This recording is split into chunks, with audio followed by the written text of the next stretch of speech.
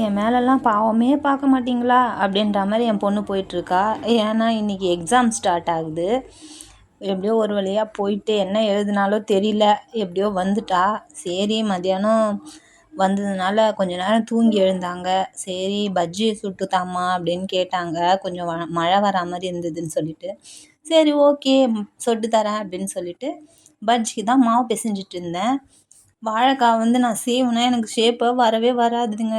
அதனால் கையிலேயே நான் சீவிக்கிட்டேன். அதுவே ஒழுங்காக வந்துடும். அதுக்கப்புறம் பஜ்ஜி மாவில் டிப் பண்ணி வாழைக்காய் ஒன்று ஒன்றா போட்டு நல்லா பொன்னிறமாக பொரித்து எடுத்துக்கிட்டேன்.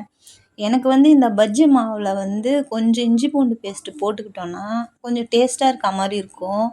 அப்படியே போட்டு சுட்டோன்னா கொஞ்சம் எனக்கு அவ்வளோவா பிடிக்காது. ஆனால் இஞ்சி பூண்டு பேஸ்ட்டு போடும்போது சூப்பராக இருக்கும். இப்போ பஜ்ஜி சுட்டு முடிச்சாச்சு. கூட சைட் டிஷ்ஷாக சட்னியும் அரைச்சிட்டேன். என் பொண்ணு சாப்பிட்டு பாருங்கள் சூப்பராக இருக்கான் அப்படின்னு சொன்னான். சரி ஓகே. வெளியே வந்து பார்த்தா ஒரு சவுண்டு கேட்டுச்சு. என்னதான்னு பார்த்தா அவ்வளோ பெரிய வண்டுங்க. இந்த வண்டு பேர் என்னன்னு எனக்கு தெரில. உங்களுக்கு தெரிஞ்சால்